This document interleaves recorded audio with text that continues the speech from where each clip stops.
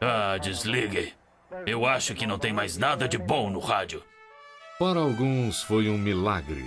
Outros chamam de triunfo da ignorância. Em algum lugar entre a adoração e o escárnio. E muita gente até paga para ver um político. A coisa é magicamente bizarra quando pensa a respeito. Estou sentado numa sala, estou falando e as pessoas estão ouvindo longe daqui. Eu quero dizer, isso é loucura. Em algum lugar entre o pombo-correio e a televisão. Será que Irene conseguirá capturar o amor de John? John voltará para ela? O rádio deixou o mundo menor, bem depressa. Ele surgiu e ainda existe. O rádio. Não valorizamos muito o rádio. Pensamos nele como um instrumento de segunda categoria, inferior à nossa querida e maravilhosa televisão. Mas há pelo menos 100 anos, a descoberta de que as pessoas poderiam se comunicar à distância e sem fios estimulou este planeta de um modo sem igual. Em Maravilhas Modernas, nas ondas do rádio, de Marconi aos dias de hoje.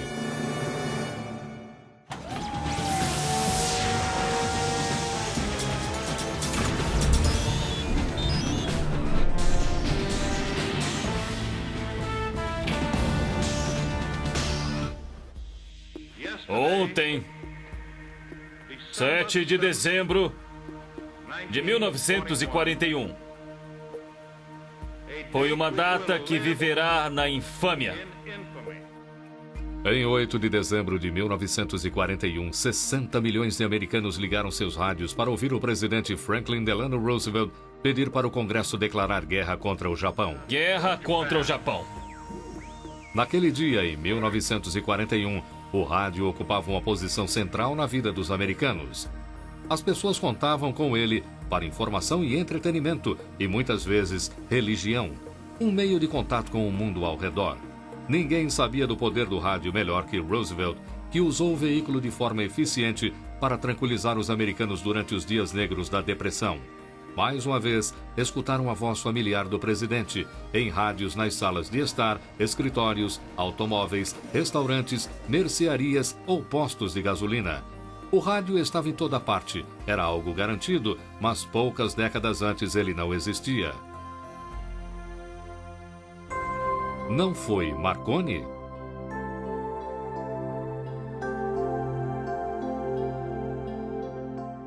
Muitos consideram Guillermo Marconi o inventor do rádio. Ele é reconhecido como o inventor do telégrafo sem fio, que foi patenteado em 1896. Embora fosse um brilhante cientista, Marconi tinha muitos colaboradores e foi beneficiário e representante de um século de pesquisas no campo da eletricidade magnética. De certo modo, Marconi pode ter descoberto o rádio, mas foram descobertas anteriores de um grupo de cientistas e grandes pensadores que deram a ele uma boa ideia para seguir. A grande colaboração.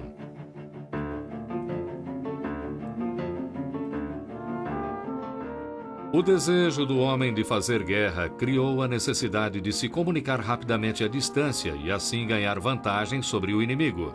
Cavaleiros medievais refletiam a luz do sol em seus escudos como sinais. Os soldados de Napoleão se reuniam ao som do trompete e do tambor. Índios norte-americanos trocavam sinais de fumaça. Enquanto colonizadores americanos se comunicavam por bandeiras. Na primeira parte do século XIX, a descoberta e o desenvolvimento do eletromagneto tornaram a telegrafia, a comunicação por fios, cientificamente possível. Em 1835, Samuel Morse enviou sua primeira mensagem em pontos e traços através de um fio de telégrafo de Washington a Baltimore que dizia: "Que obra fez Deus?". No começo da Guerra Civil, o mesmo país que estava prestes a se dividir no conflito entre Norte e Sul havia conectado o leste com o oeste com a conclusão de uma rede de fios de telégrafos transcontinental. 2 anos depois do fim da guerra, um cabo transatlântico foi estabelecido. Pouco depois das linhas telegráficas serem erguidas, cientistas notaram que a corrente elétrica vazava dos fios e magnetizava objetos metálicos a uma distância considerável. A causa disso permaneceu um mistério até 1856, quando James Clerk Maxwell, um físico inglês, provou matematicamente que os pulsos elétricos viajavam através do espaço na forma de ondas. Segundo ele, essas ondas eletromagnéticas eram similares em forma e rapidez à velocidade da luz. A história do rádio começou com um homem chamado Clerk Maxwell, no século XIX, que foi um dos físicos mais importantes de todos os tempos, tão importante quanto Newton. Clerk Maxwell postulou a existência de ondas eletromagnéticas que são responsáveis não somente pelo som, mas também por toda a luz que há ao nosso redor. Em 1887, Heinrich Hertz, um jovem cientista alemão, tentou aplicar a teoria de Maxwell. Ele desenvolveu um aparato que continha duas bolas de metal separadas por um espaço estreito. Ele conectou esse dispositivo a um fio espiralado, uma bateria, um interruptor e uma garrafa de Leyden usada para armazenar eletricidade. Ao ligar o interruptor, Hertz fez os elétrons cruzarem o espaço entre as esferas ao alternar a polaridade das bolas de negativo para positivo. Hertz chamou seu dispositivo de oscilador, porque a faísca oscilou, se movendo de um lado para outro continuamente, enquanto a corrente alternada se manteve. Em outro experimento, Hertz anexou uma bola de metal em cada extremidade de um fio. Ele moldou o fio num círculo, deixando um espaço estreito nas extremidades. Depois colocou o fio próximo do oscilador sem tocá-lo. Quando ligou o circuito do oscilador, uma faísca saltou entre o espaço do círculo. Como isso aconteceu, pensou ele, já que o círculo e o oscilador não estavam em contato? Hertz especulou que a resposta estava na existência de ondas eletromagnéticas. Essas ondas tinham viajado pelo ar do oscilador até a faísca. Esse experimento simples foi a primeira transmissão de rádio. O oscilador de Hertz foi o transmissor e seu círculo o receptor. 5 anos depois, Guillermo Marconi, com 18 anos de idade, leu sobre as realizações de Hertz e vislumbrou as possibilidades comerciais da comunicação sem fio, especialmente na indústria de transportes. Ele transformou o terceiro andar da casa de sua família numa oficina, lia tudo o que conseguia sobre as ondas de Hertz e continuou do ponto em que Hertz e os outros haviam parado. Os pais dele tinham uma propriedade muito grande na Itália. O sobrenome de sua mãe era Jameson, o mesmo de um fabricante de uísque irlandês. E quando Marconi não conseguiu despertar o interesse do governo italiano por seu telégrafo sem fio, sua mãe o levou para Londres e o apresentou a autoridades do correio. Eles viram o potencial do que o telégrafo sem fio poderia fazer e compraram a patente imediatamente. Apesar de não ter formação como cientista, Marconi foi capaz de aumentar a eficiência do oscilador de Hertz. Ele então incorporou uma antena aterrada que acreditava endireitar as ondas, apesar de não saber por quê. Mais tarde descobriu que, ao elevar a antena, conseguia aumentar o alcance de transmissão. Na época em que vivia na Inglaterra, Marconi transmitiu o código Morse sem fio por incríveis 15 quilômetros. Em 1898, ele transmitiu o resultado de uma corrida de iates de um rebocador, permitindo aos jornais imprimir a história da corrida antes dos iates retornarem à praia. Os donos de navios começaram a instalar sistemas sem fios em suas embarcações. Em 27 de março de 1899, Marconi enviou um sinal sem fio através do Canal da Mancha até a França. O que ofuscou o sucesso de Marconi, pelo menos em sua cabeça, foi o fato dele imaginar que, para a comunicação ter sucesso, deveria ser particular. O telégrafo e o telefone eram particulares, conectando somente a pessoa que liga a quem recebe a chamada. Mas a rede sem fio podia ser captada por qualquer um com o receptor. Ele acreditava que a privacidade seria a chave para o sucesso nas comunicações.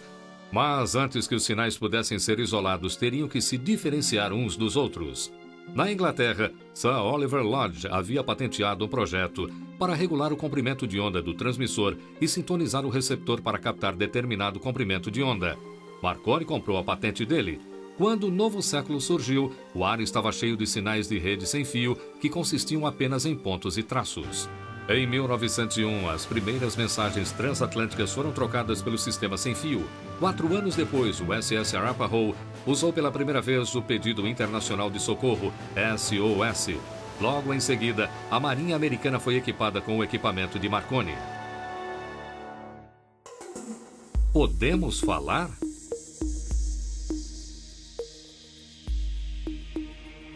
Na véspera do Natal de 1906, operadores de rádio profissionais e amadores na região de Brant Rock, Massachusetts, captaram uma transmissão da qual nunca se esqueceriam. Ao invés dos costumeiros pontos e traços, ouviram vozes humanas e o som de um violino tocando uma antiga canção natalina. Quem enviou a transmissão foi um cientista chamado Reginald Aubrey Fessenden. Quando Fessenden tocou seu violino na véspera de Natal, e os operadores começaram a ouvir a música vinda de seus fones de ouvido, eles devem ter achado que aquilo era algum tipo de mágica. O que Fessenden fez foi imprimir uma voz numa onda de rádio. E ele fez isso criando, com a ajuda da General Electric Company e de um homem chamado Ernest Alexanderson, algo chamado alternador Alexanderson. Era essencialmente um gerador elétrico que se movimentava tão rápido que criava não apenas eletricidade, mas também ondas eletromagnéticas. Fessenden usou um microfone de carbono para converter sua voz num sinal de áudio. Sua técnica de transmissão foi chamada de modulação em amplitude, ou AM, pois modulava ou controlava a amplitude ou altura da onda. A transmissão de Natal de Fessenden apresentou um novo conceito ao mundo. Uma transmissão destinada a qualquer um que pudesse ouvi-la. Uma radiodifusão. E como este novo conceito sugeriu uma imagem de ondas irradiando em todas as direções de um ponto central, o termo rádio nasceu. A grande colaboração resultou na realização mais incrível no ramo das comunicações. Mas a cooperação terminou aí. A partir deste ponto, o rádio não seria apenas uma curiosidade, um brinquedo de inventor. Da noite para o dia, se tornou um grande negócio com fortunas a serem geradas ou apropriadas. A década seguinte testemunharia grandes rivalidades na luta pelo controle desse novo meio. Também veria o surgimento de uma poderosa corporação de mídia e a extinção do inventor individual.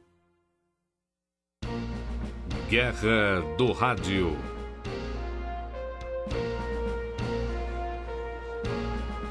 A transmissão de Fessenden redirecionou a tecnologia do rádio e logo inventores e operadores de rádio estavam experimentando formas de difundir a voz humana mais efetivamente. Mas eram necessários um gerador melhor e menor e um receptor mais sofisticado. Os primeiros receptores continham pedras minerais chamadas de cristais. Elas mudavam a corrente alternada da onda que vinha para a corrente contínua, permitindo ouvir sons. Um conjunto de cristais, como era chamado, era barato e popular. Mas como os receptores funcionavam com energia mais baixa gerada pelos sinais que chegavam, o operador tinha que usar fones de ouvido para ouvir. Um dos conselheiros técnicos de Marconi, John Ambrose Fleming, percebeu que construir geradores maiores não era a chave para melhorar os transmissores e receptores de rádio. Inspirado pela lâmpada de Edison e pelo trabalho do cientista inglês J.J. Thomson envolvendo elétrons, Fleming construiu uma válvula de vidro, o diodo, que foi o precursor do tubo de vácuo. O diodo usava a energia dos elétrons ao invés de um dispositivo mecânico para capturar as ondas de rádio. Em 1906, o inventor Lee De Forest modificou o diodo de Fleming para criar um novo dispositivo que amplificava o sinal de áudio, tornando-o mais audível. Foi o primeiro amplificador eletrônico. Ele o chamou de válvula Audion. E ele fez a invenção que mudou o mundo, o tubo de rádio que conhecemos hoje. Mas o curioso é que Lee De Forest não compreendia o que tinha inventado. Em 1911, um engenheiro elétrico de 21 anos, chamado Edwin Howard Armstrong, começou a estudar a válvula Audion de De Forest. Ele determinou que os elétrons de dentro se moviam ou oscilavam num ritmo contínuo. Essa corrente podia ser alimentada pelo sistema para ser amplificada novamente, aumentando e muito a força do sinal. Este princípio se tornou conhecido como realimentação ou regeneração e se mantém como um princípio básico do rádio de hoje. Com as invenções de Armstrong, geradores grandes e caros puderam ser substituídos por pequenos tubos de vácuo. O rádio se tornou mais prático. Um homem de destino.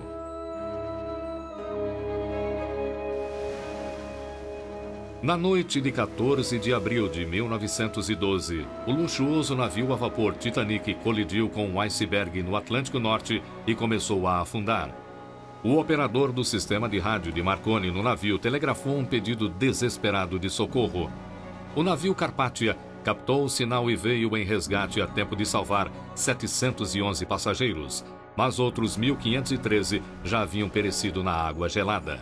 Nos dias que se seguiram, o mundo ficou chocado ao receber a notícia da tragédia pelo rádio, ouvindo o nome de cada passageiro morto. Em Nantucket, Massachusetts, um jovem operador de rádio da companhia de Marconi, David Sarnoff, permaneceu em seu posto por 72 horas, recebendo notícias da tragédia do navio de resgate Carpathia, conforme se aproximava de Nova York. Sarnoff, um imigrante russo que tinha apenas um ensino fundamental, havia conseguido um cargo na companhia de Marconi em Nova York de mensageiro pessoal do inventor. Seu cargo seguinte de operador em uma das estações em terra de Marconi o colocou no lugar certo na hora certa. A tragédia do Titanic enfatizou a importância do rádio para a humanidade em momentos de emergência. Mas David Sarnoff reconheceu o potencial do rádio como um negócio. Em 1916, agora como jovem executivo, Sarnoff escreveu um memorando ao presidente da companhia de Marconi nos Estados Unidos, no qual esboçou o que acreditava ser o futuro dessa mídia. Tenho em mente um plano de desenvolvimento que fará do rádio uma utilidade doméstica. A ideia é levar música aos lares pelo rádio. O receptor pode ser projetado como uma caixa de música simples para receber diferentes comprimentos de onda que podem ser mudadas ao girar ou pressionar um simples botão. E eventos de importância nacional poderiam ser anunciados e recebidos simultaneamente. Uma invasão premeditada. Jogos de beisebol poderiam ser transmitidos pelo ar. Esta proposta seria interessante, especialmente aos fazendeiros e pessoas que vivem em locais afastados. Atenciosamente, David Sarnoff.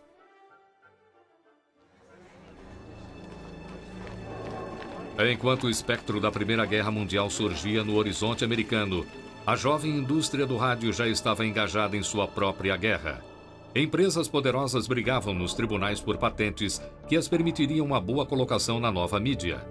Inventores não tinham mais permissão de adaptar livremente ou construir com base no trabalho de outros pelo bem da humanidade. O rádio se tornou um produto que poderia ser vendido para gerar dinheiro.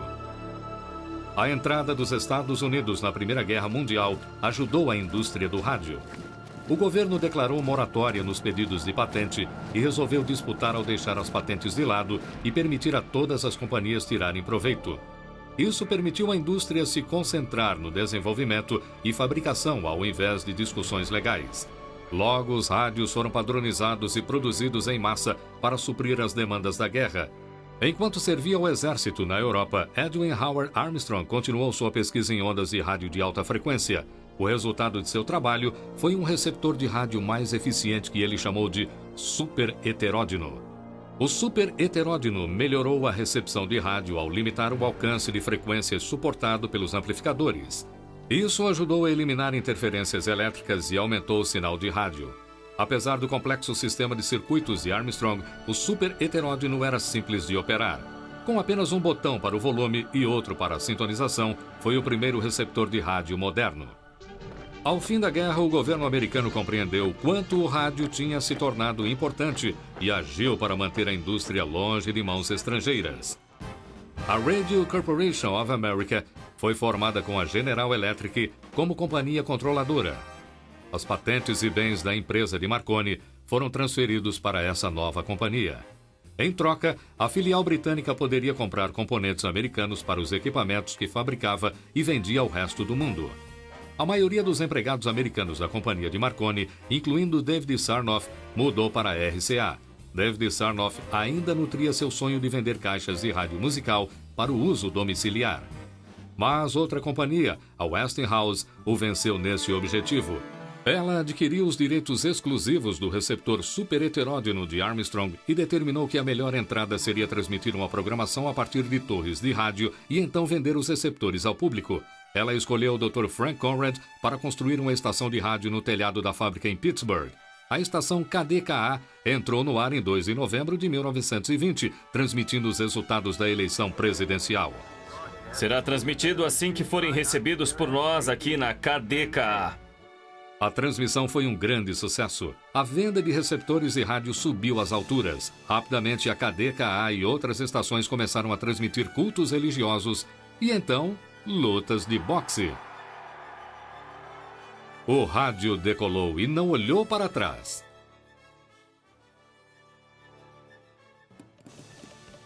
Até aquele momento, as empresas de comunicação tinham faturado com taxas de comunicações de 2 vias, como telégrafo, telefone e radiocomunicação, ou com a venda de equipamentos de rádio.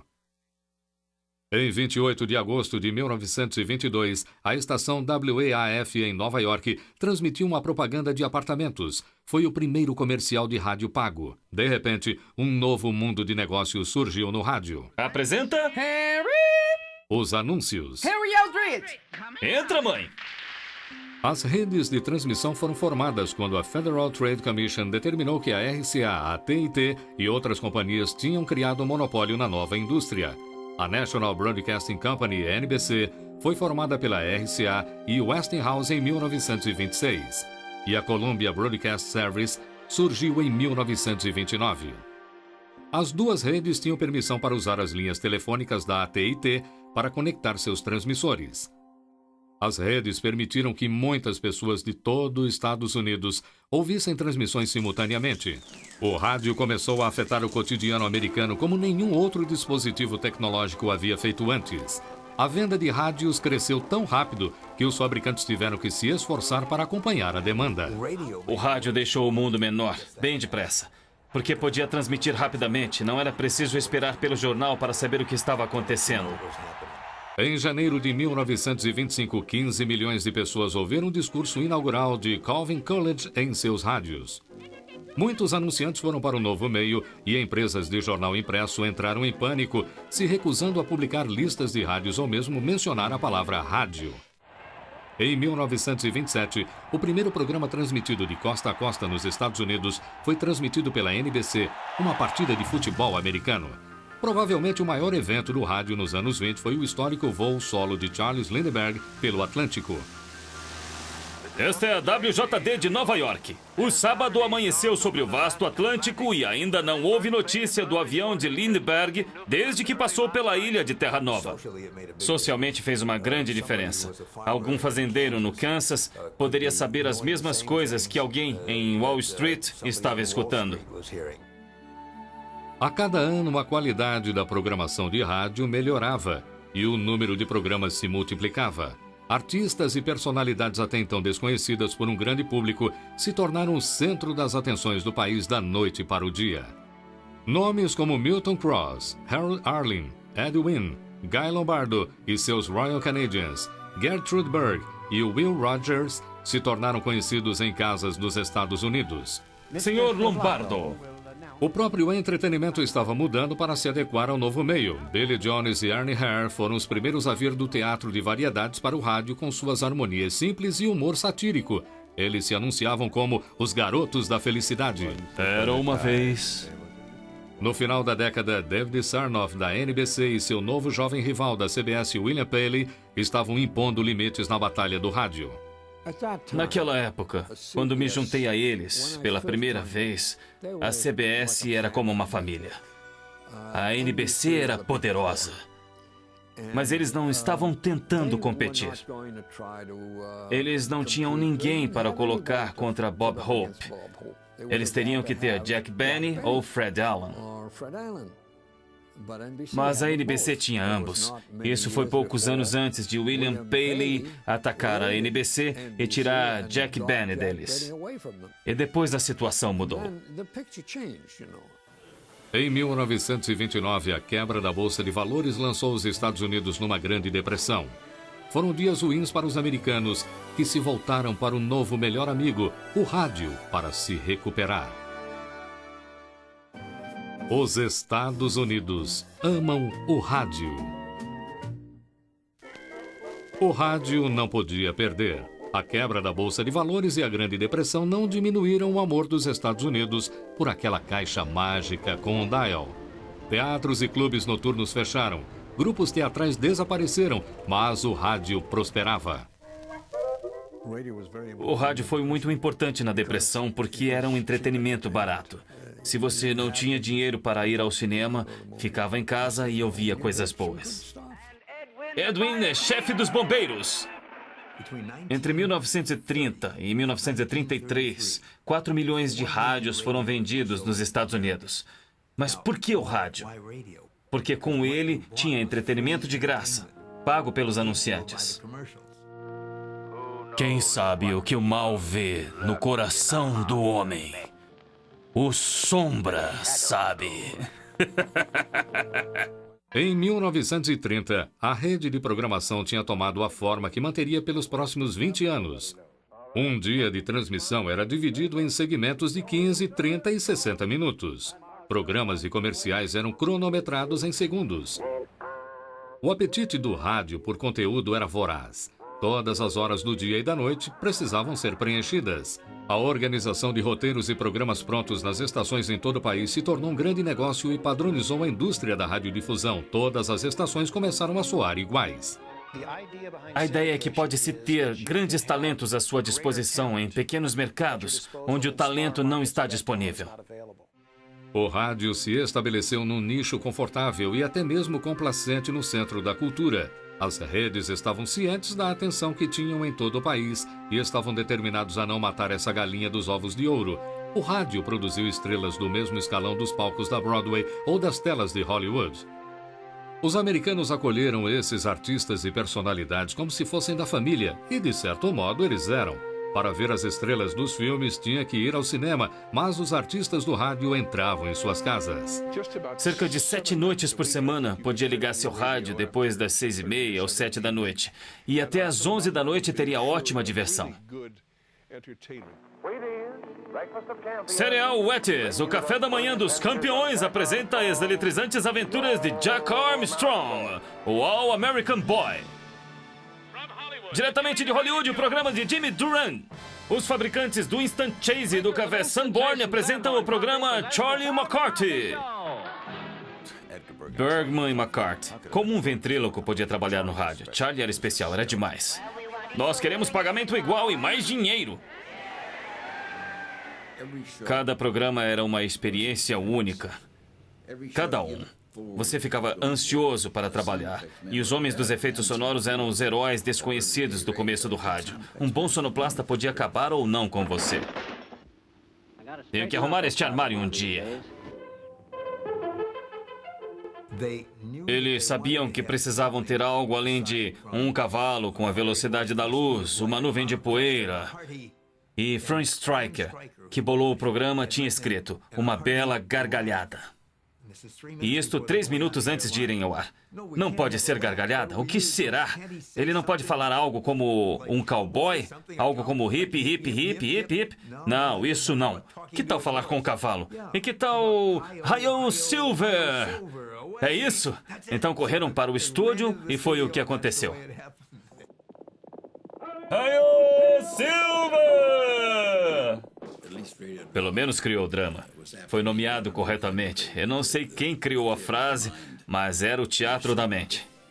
Se 5 milhões de pessoas estivessem escutando, você conseguia 5 milhões de performances. Porque era como se cada indivíduo te visse e essa era a beleza da coisa. E Lights Out era um programa que eu ouvia quando era criança. Era mais assustador que qualquer outro programa, que qualquer suspense. O locutor tinha uma voz ótima. E nas noites de domingo ele falava: se arraste para baixo do sofá. Feche suas portas. Cerre as cortinas. E desligue a luz. Se me ver fazendo isso, não é nada. Mas se escutar, é a hora que os cachorros uivam e o mal fica solta no mundo que dorme. O ouvinte de rádio é um participante. Ele monta o cenário, ele cuida do figurino. Não importa se a soprano cantando Carmen pese 130 quilos. Para o ouvinte, ela é uma mulher perigosa e espirituosa, com uma rosa na boca e com pernas maravilhosas. E em pelo menos um caso dramático, um programa de rádio mexeu com a imaginação o suficiente para causar pânico em algumas comunidades. A produção teatral fantasiosa de Orson Welles, Guerra dos Mundos e H.G. Wells, foi transmitida na noite anterior ao Dia das Bruxas de 1938. Voltamos agora com Carl Phillips em Grover's Mill. Senhoras e senhores, estou aqui... Esperem, tem algo acontecendo. Uma nave pousou e estão atirando para todos os lados. Ah! Eu achei magnífico, eu ouvi. Mas sabia que era uma transmissão. Eu não conseguia entender a histeria nacional e as pessoas se apressando em cavar um buraco para entrar. Orson Welles acabou de dirigir a famosa transmissão de rádio Guerra dos Mundos. O programa dramático amedrontou milhões de americanos, fazendo-os acreditar que o país estava sendo invadido por monstros de Marte. Vão me chamar menos inteligente depois disso, mas eu fui um dos supostos 17 milhões de americanos que entraram em pânico. A razão para tantas pessoas serem enganadas é que o programa foi feito em forma de cobertura de imprensa. E foi por isso que acreditamos. Estamos profundamente chocados e arrependidos com os resultados da transmissão de ontem. Às vezes, as tragédias informadas pelo rádio eram verdadeiras. Está descendo! Está pegando fogo! Isso é terrível! Meu Deus! Saia do caminho, por favor! Está pegando fogo e caindo sobre os ancoradouros! Eu acho que a pior notícia que eu já ouvi, e a mais vívida, foi quando Hindenburg pegou fogo. E o radialista ficou acompanhando ao lado dele. E descreveu com lágrimas nos olhos e na voz os corpos que caíam, talvez 45 ou 60 metros. Possivelmente a pessoa mais adepta da época em explorar a força e influência do rádio foi o presidente Franklin Delano Roosevelt. Estou feliz em falar com vocês da minha casa num dia sabático que é observado por tantos em seus lares como o Dia da Irmandade. Ele falou para todos sem tratá-los como idiotas. E eu acho que assim ele manteve a nação firmemente unida. Deixe-me afirmar minha sólida crença de que a única coisa que devemos temer é o próprio medo. O terror anônimo, absurdo e injustificável, que paralisa os esforços necessários para converter a retirada em avanço. FM ganha a guerra.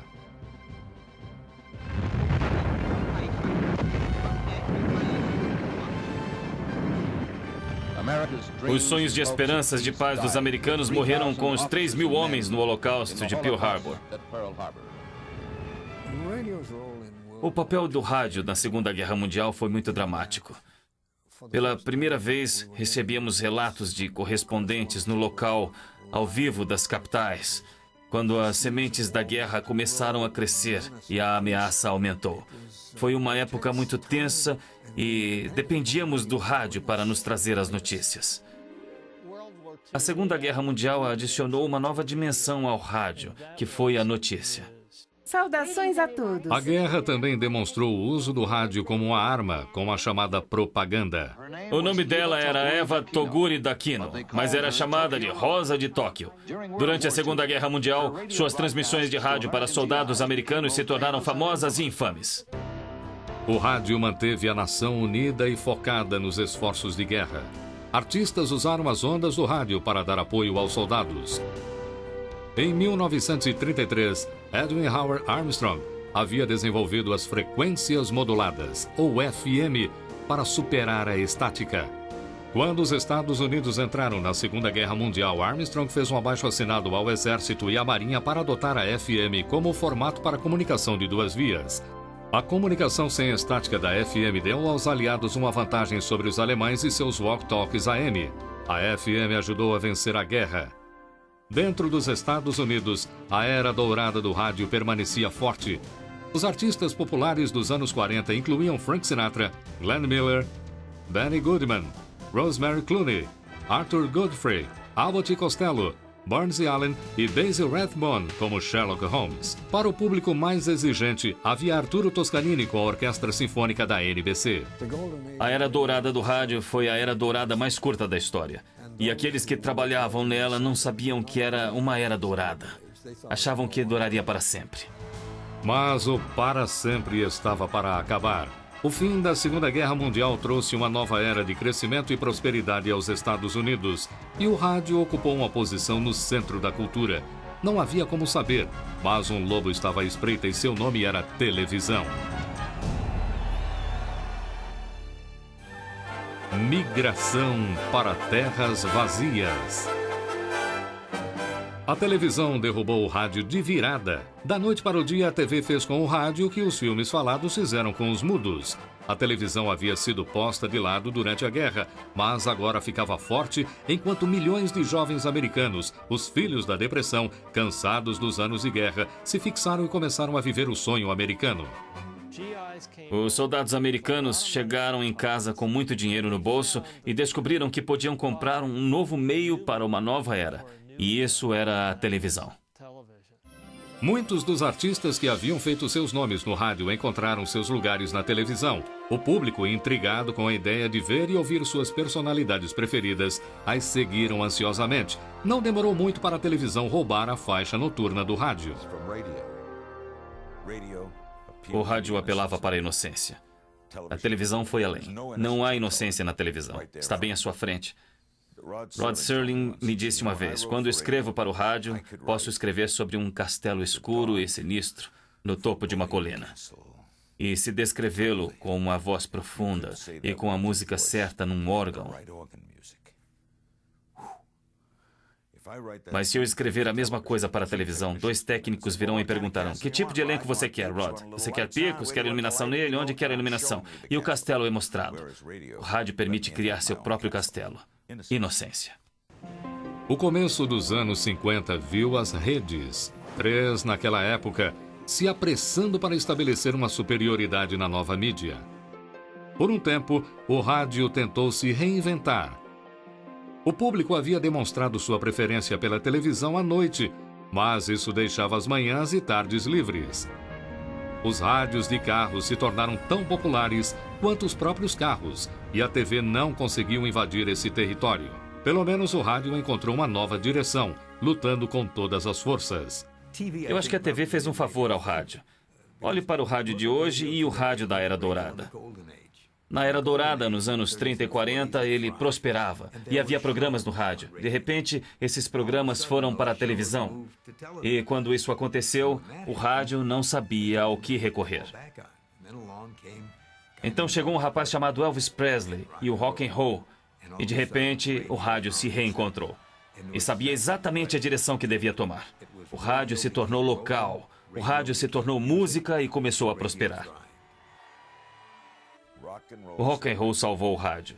Estamos falando de uma parte maravilhosa da nossa cultura que foi para o automóvel, para o carro. O carro foi o salvador do rádio. Se não houvesse o rádio, quando estivesse dirigindo pela estrada, haveria apenas um buraco grande no painel do carro. Os grandes anunciantes foram para a televisão e os orçamentos dos programas foram com eles. Os programas não eram mais mandados para as estações de rádio. As estações se encontraram de volta ao início nos dias anteriores à sua sindicalização, com muito tempo vazio para preencher. As novelas, os dramas arrepiantes, as aventuras e as comédias familiares foram para a TV. Tudo o que restava eram toca-discos e microfones. E agora eu vou falar sobre a salsicha sem pele McTavish. As pessoas ainda queriam música, notícias, previsão do tempo e informação local, e foi isso que o rádio se tornou. A música popular se encaixou nas paradas de sucesso e os locutores se tornaram disc jockeys. O rádio estava se tornando aquilo que teria sido sem a dominação das emissoras, como David Sarnoff tinha previsto em seu memorando mais de 30 anos antes. O rádio tocaria música e transmitiria jogos. A rebatida foi boa e a bola saiu do campo. Red Barber me deu o beisebol. Ele o colocou na minha cabeça. Eu via o jogo. Quando eu fui ao primeiro jogo, eu tinha 10 anos. Andei no campo de Everett, a grama. Eu conhecia aquela grama. Red Barber tinha me falado sobre aquela grama. Em outubro de 1954, os primeiros rádios de transistor portáteis começaram a aparecer nas lojas. O transistor havia sido desenvolvido no fim da guerra por engenheiros do Bell Laboratories. Eram menores e mais baratos de se fazer do que o tubo de vácuo. O transistor deu ao rádio outro impulso necessário. Agora, ele podia ir para a praia, a um piquenique ou a jogos. No fim dos anos 50, para cada aparelho de televisão nos Estados Unidos havia 3 rádios. O momento da FM finalmente chegou no meio dos anos 50, quando as gravações em estéreo e o toca-discos estéreo chegaram ao mercado. O estéreo oferecia 2 canais de som separados, o que melhorava bastante a experiência de audição. A FM, com sua largura de banda maior, era capaz de transmitir e receber sinais estéreo com frequências altas e baixas. Enquanto o interesse dos ouvintes pela FM aumentava, o número de estações crescia para suprir a demanda, até o ponto em que as estações FM superaram as transmissões em AM. Com o avanço do som estéreo, os ouvintes se tornaram mais sofisticados e exigentes com seus gostos. Enquanto a AM se agarrava cada vez mais aos ouvintes das paradas de sucesso, o ouvinte mais escolarizado e educado mudava para a FM e os anunciantes os seguiam. A FM com suas estações se dividiu em 4 grupos para atingir especificamente um grupo desejado, oferecendo melhores alternativas para os anunciantes. Uma estação que transmitia músicas românticas poderia atrair um público de garotas, enquanto uma de rock mais pesado atrairia mais homens.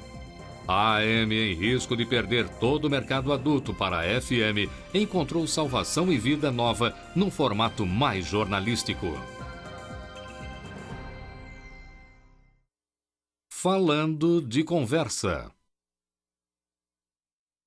Obrigado por ligar para News Talk 760 WJR, Julie de Marmy, Ohio. Julie de Marmy, Ohio. Acho que as pessoas vivem diretamente a vida de outras pessoas através do rádio. Você ouve ouvintes dando opiniões no rádio e concorda com eles ou não, ou se emociona na resposta.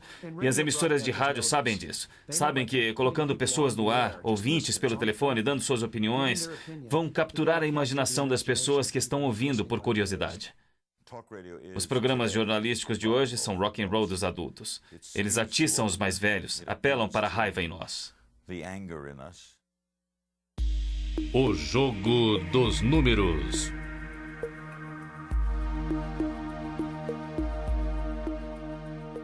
Com mais alternativas no dial do rádio, o público se tornou cada vez mais fragmentado. Mais escolhas para os anunciantes significavam que as estações tinham que competir mais pela cota de publicidade. Índices de audiência como Arbitron e Birch começaram a pesquisar a audiência para encontrar quem ouvia e a qual estação. A indústria de radiodifusão dividiu o público em categorias de acordo com a idade, gênero e renda. A análise foi chamada de faixa demográfica. Hoje o rádio é realmente determinado por isso, pela Arbitron. A Arbitron é uma empresa de pesquisas que é usada para medir os índices de audiência do rádio. Os índices mostram quem é o número 1, número 2, 10, 15, em diferentes grupos etários. E os anunciantes utilizam essa ferramenta para decidir o quanto de publicidade ou onde colocá-la nas estações de rádio.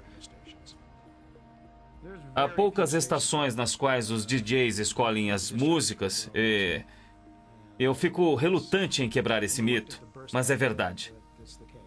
A música é pré-programada num computador e o computador é programado pelo diretor musical para revezar as músicas. O que acontece é que as pessoas só apertam botões para terem o que querem. Eles querem uma satisfação imediata. Não querem ter que esperar por um tipo de música acabar para então tocar outra. Sabem que podem apertar o botão número 2 no rádio e ouvir a música que querem. Eu acho que os índices de audiência foram talvez a influência mais paralisante, não somente no rádio, mas também na televisão. Eu acho que, de um modo geral, tem sido um retrocesso, e isso é uma coisa terrível. É estranho que, em uma vida, podemos ver o nascimento e a morte de uma indústria como a conhecíamos, porque o rádio hoje está mais forte do que nunca com os anúncios.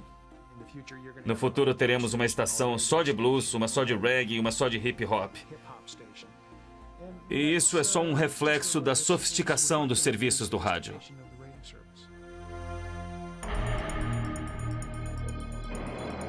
Em 1962, o satélite Telstar foi lançado em órbita e as redes de comunicação foram lançadas ao espaço.